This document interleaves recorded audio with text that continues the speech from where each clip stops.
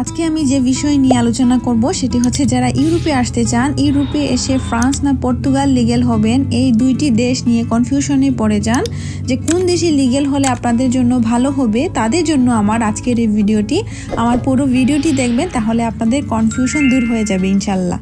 আজকে আমি পর্তুগাল এবং ফ্রান্সের লিগ্যাল হওয়ার সিস্টেমটা কি এবং ফ্রান্স এবং পর্তুগালে লিগ্যাল হওয়ার পর সরকার থেকে কি ধরনের সাপোর্ট পাওয়া যায়, এখানে সুযোগ সুবিধা বা অসুবিধাগুলো কি, সেগুলো নিয়ে আপনাদের সাথে আলোচনা করব। তো চলেন পুরো ভিডিওটি শুরু করি। পুরো ভিডিওটি দেখার আমন্ত্রণ রইল আপনাদের। প্রথমে আমি পর্তুগালে লিগ্যাল হওয়ার সিস্টেমটা নিয়ে আলোচনা করব। অ্যাজাইলাম, ইউরোপের বেশিরভাগ দেশেই মানুষ অ্যাজাইলামের মাধ্যমে লিগ্যাল হতে আগ্রহী, কিন্তু পর্তুগালের 90% মানুষই স্যালারি কার্ডের দিকে ধাবিত, কারণ পর্তুগাল স্যালারি কার্ড পাওয়া সবচেয়ে সহজ।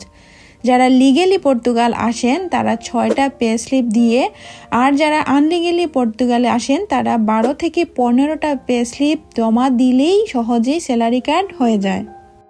অন্যদিকে যদি ফ্রান্সে লিগ্যাল হওয়ার কি সিস্টেম সেটা নিয়ে আলোচনা করি, প্রথমেই বলবো অ্যাজাইলামের কথা।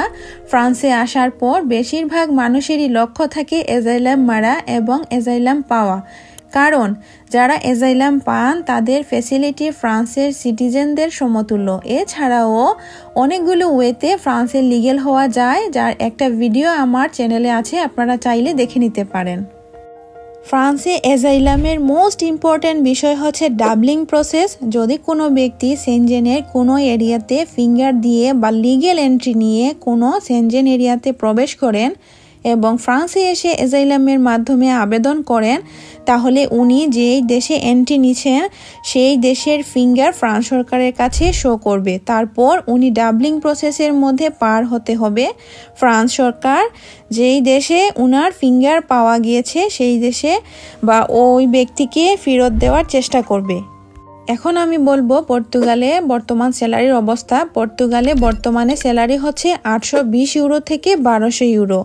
অন্যদিকে যদি ফ্রান্সের স্যালারির কথা বলি, ফ্রান্সে স্যালারি 1400 ইউরো থেকে শুরু এবং 3000-4000 ইউরো পর্যন্ত মানুষ ইনকাম করে।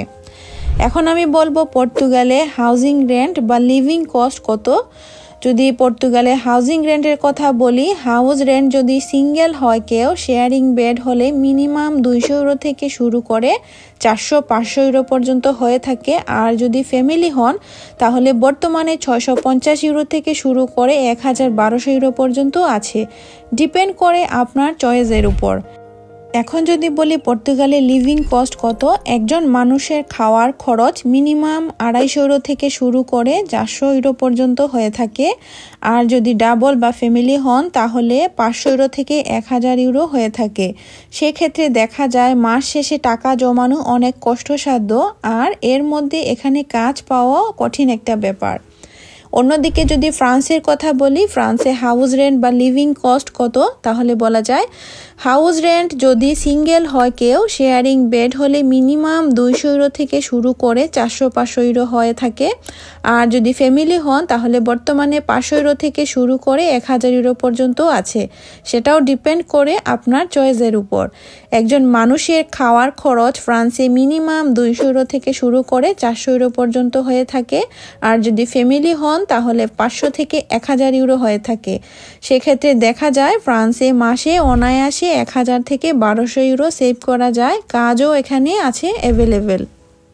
এখন আমি বলবো পর্তুগালে লিগ্যাল হওয়ার পর গভর্নমেন্ট থেকে কি সাপোর্ট পাওয়া যায়। প্রথমে যদি হাউজিং সাপোর্টের কথা বলি, যদি কাজে না থাকেন কেউ, ফ্যামিলি হলে মাসে 200 ইউরো সরকার হেল্প করে থাকে। আর যদি ফ্রান্সে লিগ্যাল হওয়ার পর গভর্নমেন্ট থেকে কি সাপোর্ট পাওয়া যায় সেটা নিয়ে আলোচনা করি। প্রথমেই আসে হাউজিং সাপোর্টের কথা।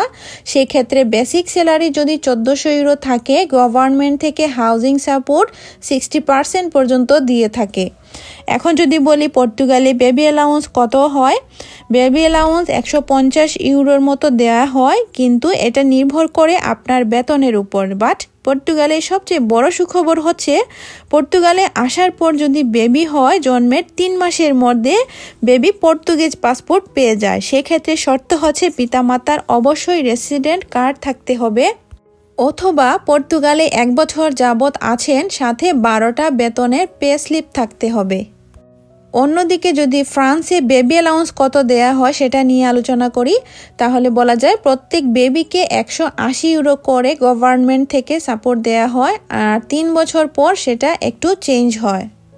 এখন বলবো পর্তুগালে লিগ্যাল হওয়ার পর ফ্যামিলি ফিনান্সিয়াল সাপোর্ট কি পরিমাণে দেয় সরকার।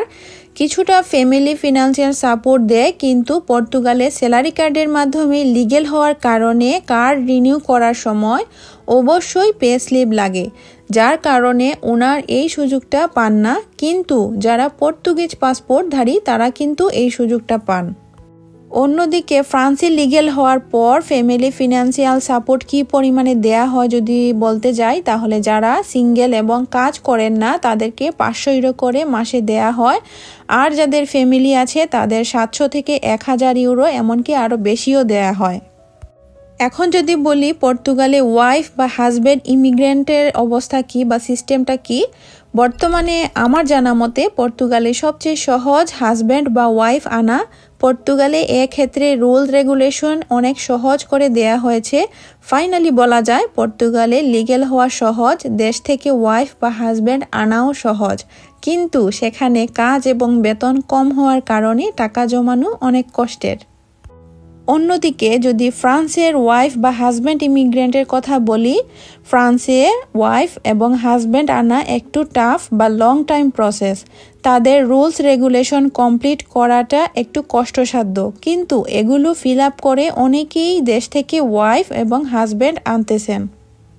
এখন আমি যদি বলি পর্তুগালে মেডিকেল সাপোর্ট নিয়ে আলোচনা করব, তাহলে বলা যায় পর্তুগালে যাদের হেলথ ইন্স্যুরেন্স নাম্বার আছে তারা চিকিৎসার ক্ষেত্রে ডাক্তার দেখানো ফ্রি, কিন্তু ঔষধ নিজেদেরকেই কিনতে হয়।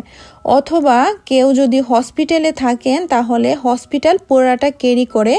প্রেগনেন্সির ক্ষেত্রে তারা ভালো একটা সাপোর্ট দেয় এবং মাসে প্রেগনেন্সি ভাতাও দেয়। অন্যদিকে যদি ফ্রান্সের মেডিকেল সাপোর্টের কথা বলি, যাদের ফ্রান্সে হেলথ ইন্স্যুরেন্স নাম্বার আছে তাদের জন্য চিকিৎসা এবং ঔষধ সম্পূর্ণ ফ্রি। প্রেগনেন্সির ক্ষেত্রে তাদের চিকিৎসাও সম্পূর্ণ ফ্রি সহ একটা বড় অঙ্কের প্রেগনেন্সি ভাতা প্রদান করে থাকে। আশা করি আজকে আমার এই ভিডিও থেকে আপনারা দুইটা দেশের পার্থক্য সম্পর্কে কিছু ধারণা পেয়েছেন। আপনার জন্য কোন দেশ সুইটেবল আপনি সহজেই এখন চয়েস করতে পারবেন।